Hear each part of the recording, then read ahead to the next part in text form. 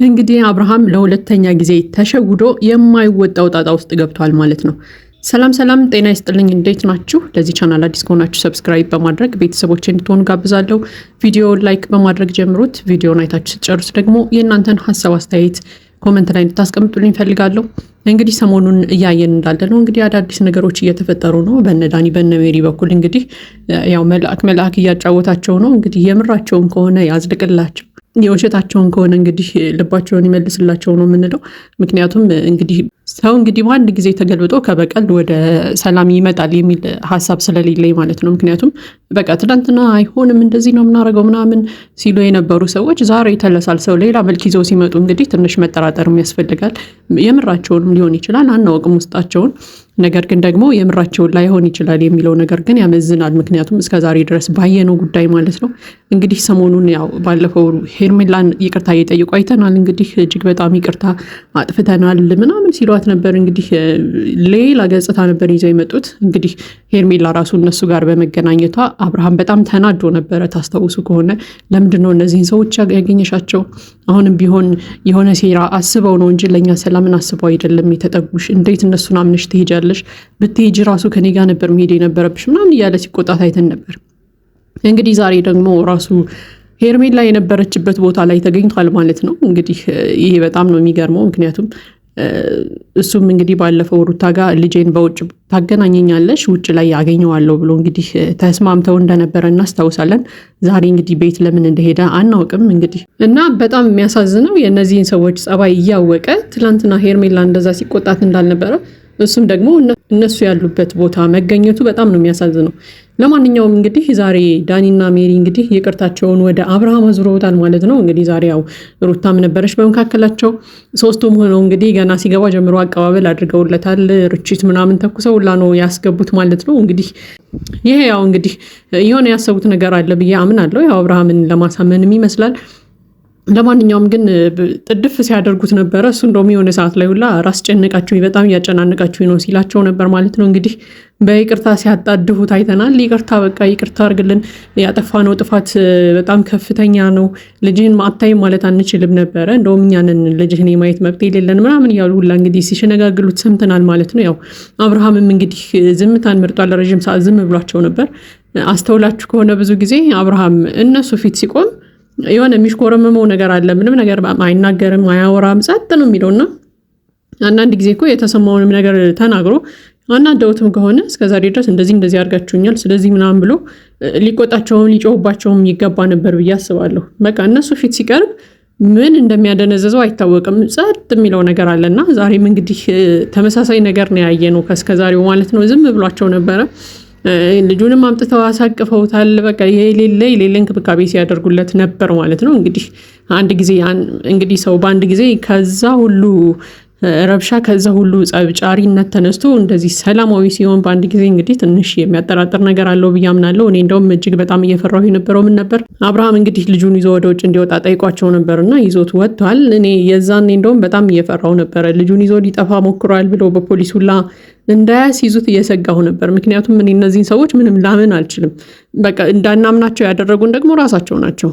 ታስታውሱ ከሆነ መጨረሻ ላይ ሩታ አብርሃምን ይቅርታ ጠይቄ ወደ ቤት መልሰዋለሁ ብላ ይቅርታ ስትጠይቀው ስትጨቀጭቀው ምናምን በነበረበት ሰዓት ላይ በቃ ሁላችንም ከሩታ ጎን ቆመን ነበረ። በቃ ይቅርታ አርግላት፣ ይቅርታዋን ተቀበላት፣ አንድ ላይ ልጃችሁን አሳድጉ እያልን ነበርና ወዲያው ግልብጥ ብላ ግን ያ ሁሉ ነገር ውሸት እንደሆነና ያው በሴራ ስትመጣ ግን ያው ሁላችንም ደንግጠን ነበር። ስለዚህ አሁንም ቢሆን ይቅርታ ጠይቀው ምናምን ይቅርታቸው አሳማኝ ነው ብዬ አላምንም። በቃ ካወራራቸው ምናምን የሆነ ጨዋታ ነገርም እንደሆነ ያስታውቅ ነበር እውነት ለመናገር። ለማንኛውም ግን አብርሃም እንግዲህ በምን አይነት ቋንቋ ነግረን እንግዲህ እንደምናስጠነቅቀው አናውቅም። በእርግጥ ድጋሚ ይሸወዳል ብዬ አላምንም። ድጋሚ አብርሃም እንግዲህ ከተሸወደ ያው ጤንነቱ ራሱ ያጠራጥራል ብዬ አምናለሁኝ። ምክንያቱም የእነዚህን ሰዎች ይቅርታ ከተቀበለ በቃ በጣም ህፃን ልጅ ነው ማለት ነው፣ ተሸውዷል ማለት ነው ብዬ አስባለሁ። ምክንያቱም ትላንትና ሄርሜላን እየተቆጣት ስለነበረ የእነዚህን ሰዎች እንዳታምኚ ይቅርታቸው ራሱ እውነት አይደለም ምናምን እያላት ስለነበረ እሱ እንግዲህ ከሄርሜላ ብሶ ተገኝቶ ደግሞ እሺ ብሎ ይቅርታቸውን ተቀበለ ማለት እንግዲህ እኛ ምንም የምናደርገው ነገር አይኖርም ማለት ነው። ለማንኛውም ግን ትንሽ ጥንቃቄ የሚፈልግ ነገር ነው። ነገር ግን ልጅህን ይዘህ ስትወጣ በትንሹ በቃ ቢያንስ ሩታ ጋር እንኳን ይዘህ አብረህ ብትወጣ መልካም ነው ብዬ አስባለሁ። ምክንያቱም በቃ እንዳያስይዙ በፖሊስ እየሰጋው ነበረ። በቃ ልጁን ይዞ ሊጠፋ ሞክሯል ምናምን ብለው እንዳያስይዙ ሁላ እያሰጋኝ ስለነበረ ማለት ነው። ለማንኛውም ግን አሁን ደግሞ ቤት ሄዶ ይቅርታ እነሱ ጋር እንደተጠያየቀ ምናምን ስትሰማ ደግሞ ሄርሜላ ምን ትል ይሆን የሚለው ደግሞ ሌላ ጣጣ ነው ማለት ነው። ምክንያቱም እሷን እንደዛ ሲቆጣት ቆይቶ ትላንትና፣ ዛሬ ደግሞ እሱ በእሷ ቦታ ላይ መገኘቱ በጣም ነው የሚገርመውና ሄርሜላ ደግሞ ይህንን ነገር ስታይ አብርሃምን ምን ትለው ይሆን የሚለውም ሌላ ጥያቄ ነው ማለት ነው።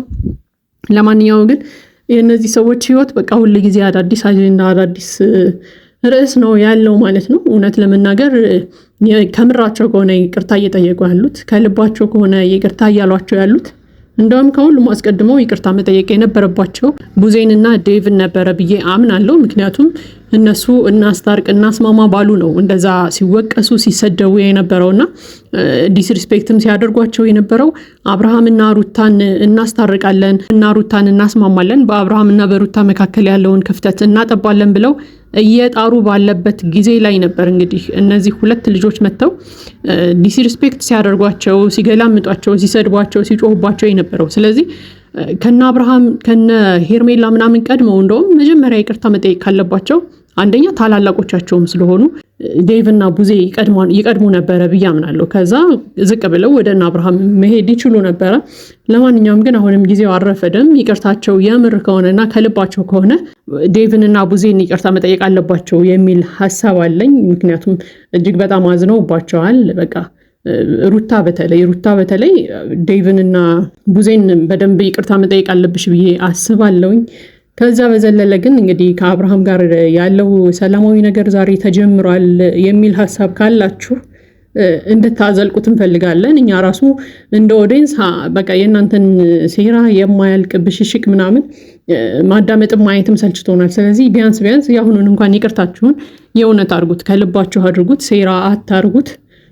እንግዲህ ሴራም ከሆነ ያው ምን አይነት ሴራ አስባችሁ ነው የምትመጡት የሚለው እንግዲህ ትልቅ ጥያቄ ነው የሚሆነው። ነገር ግን ከአሁን በኋላ ሴራን የምታስቡ ከሆነ አብርሃም ራሱ የሚለቃቸው አይመስለኝም። ምናልባት በሕግም ሊሄድባችሁ ይችላል የሚል አስተሳሰብ አለኝ።